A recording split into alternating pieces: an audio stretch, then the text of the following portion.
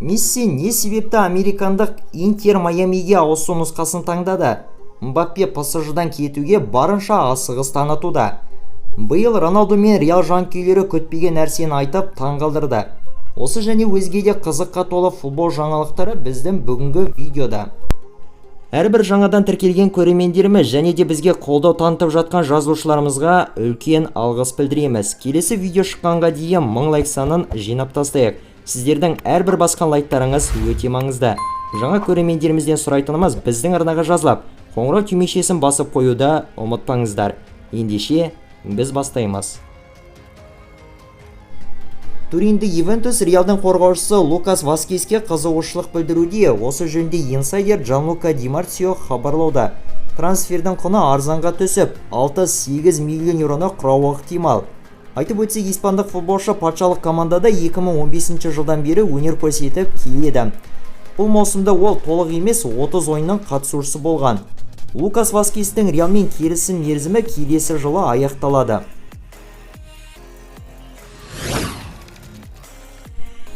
Манчестер Юнайтед Эвертонның қақпашысы Джордан Пикфордқа қызығуда, деп хабарлауда Talksport баспасы. Мәліметтерге сәйкес, манкуниандықтар ағылшын құрамасының голкиперін осы жазғы трансфері терезеде қатарларына қосып алу нұсқасын қарастыруда.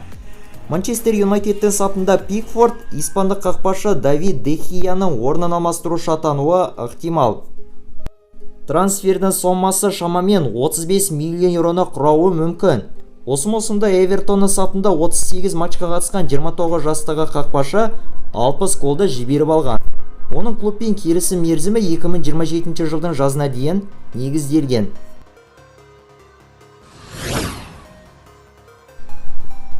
Барселонаның қақпашысы Марк-Андре Тер Штеген Испания Ла Лигасының 2022-23 жылғы маусымының қорытындысы бойынша турнирдің ең үздік ойыншысы атанды.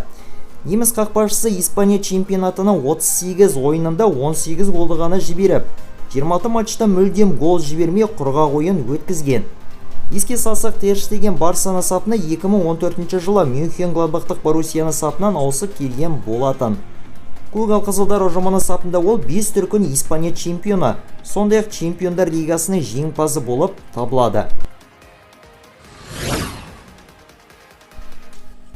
Лондондық Челси Миландық Интердің қақпашысы Андре Онанаға қызығушылық танытуда. Осы жөнде тілші инсайдер Фабрицио Романо мәлімдеуде. Ақпараттарға сүйенсек, ағылшын командасы голкиперді осы жазда өз саптарына қосып алу жағын қарастыруда. Итальяндықтар болса өз кезегінде олар Онананы 40 миллион еуроға сатып жіберуге дайын отыр. Бұл маусымда Интердің сапында 41 кездесудің қатысушысы болған Андре Онана 36 голды өткізіп алған. Оның клубпен келісім мерзімі 2027 жылға дейін негізделген.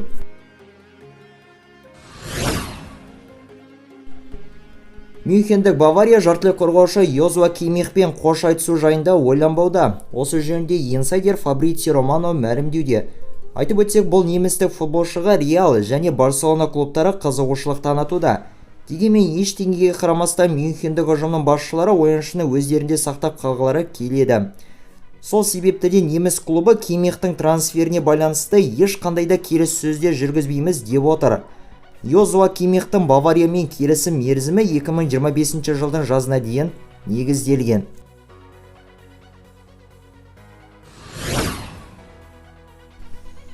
Барселона және де Манчестер Юнайтед клубтары Антверпен командасының жартылай қорғаушысы Артур Вермеренге қызығушылық білдіруде, деп мәлімдеуде Diario Sport баспасы.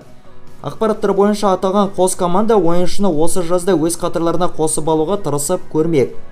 Барселонаның сапында бұл 18 жастағы бельгиялық ойыншы командадан кеткен аңыз жартылай қорғаушы Серхио Бускетстің орнын алмастырушы атануы ықтимал. Ағымдағы маусымда жас ойыншы 38 кездесудің қатысушысы болған.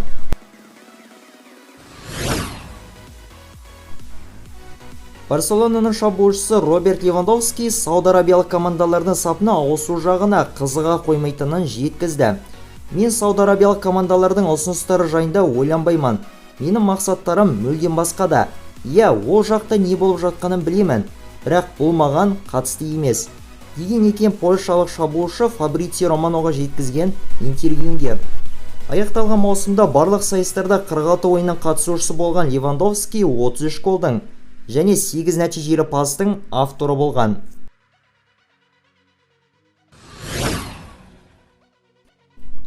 Аргентиналық шабуылшы Лионель Мессидің неліктен Интер Майамидің сапына ауысу шешімін қабылдағанының бірнеше себептері белгілі болды. The Independent басылымының деректеріне сүйенсек, футболшыны американдық MLS лигасының деңгейі қызықтырады. Сонымен қоса ол жоғарғы қысымнан мезі болып, тыныштыққа жетуді қалаған. Мессиді PSG жанкүйерлері тарапынан болған үлкен сыни балағаттар әбден жалықтырған екен. Және де айта кетерлігі, Месси 2026 жылы өтетін әлем чемпионатына қатысып, қайтадан әлем біріншілігінің кубогын жеңіп алуды қалауда. Мәресіне жеткен маусымда аргентиналық шабуылшы 41 ойынға қатысып 21 гол және 20 голдық пасты өз пайдасына еншілеген.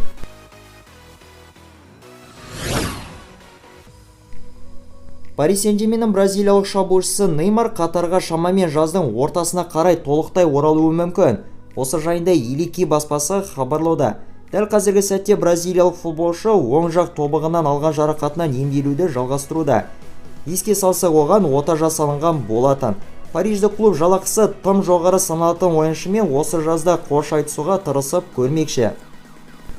Аяқталып мәресіне жеткен маусымда 29 ойынға қатысқан Неймар 18 голды соғып және 17 нәтижелі пас жасап көзге түскен.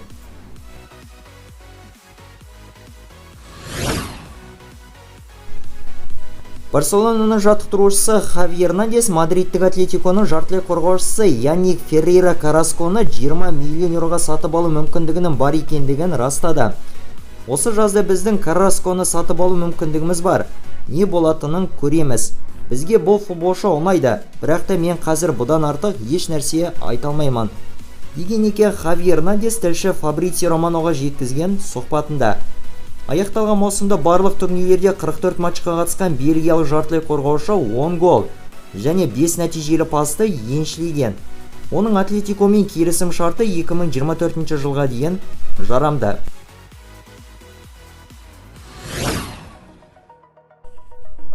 Мансабын аяқтаған ойыншы Гарет Бейл Реал мен Роналду жанкүйерлері мүлдем күтпеген жағдайға тап болды. Чемпиондар лигасын жеңіп алған ең мықты ойыншыны кім дер едіңіз деген тілшінің сұрағына уэльстік ойыншы Месси деп жауап берген екен. Және осыдан соң әлеуметтік желілерде жанкүйерлердің арасында қызу талқылаулар мен түрлі әңгімелер көптеп таралды. Айтып өтсек, Роналду мен Бейл Мадридтік Реалдың сапында талай жылдар бойы бірге өнер көрсетіп, кәрі құрлықтың ең престижді турнирінде талай сан мәрте топ жарған болатын. Әрине, кім не айтса да әркімнің пікірі әртүрлі өзіне тиесілі.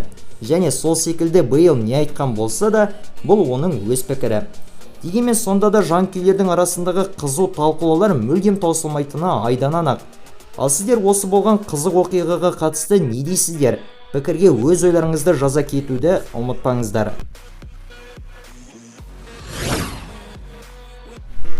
Француздық шабуылшы Килиан Мбаппе PSG-мен жаңа келісімшартқа отырудан қазірдің өзінде бас тартып отыр делінген ақпараттар таралуда.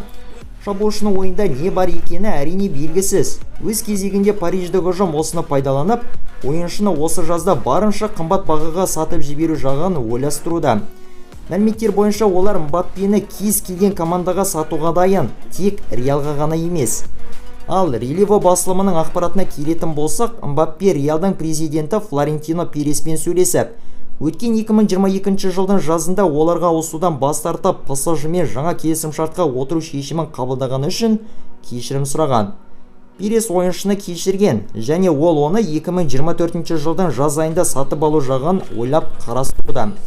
Айтып өтсек, 24 жасар Мбаппенің PSG-мен келісім мерзімі 2024 жылдың жазында аяқталады.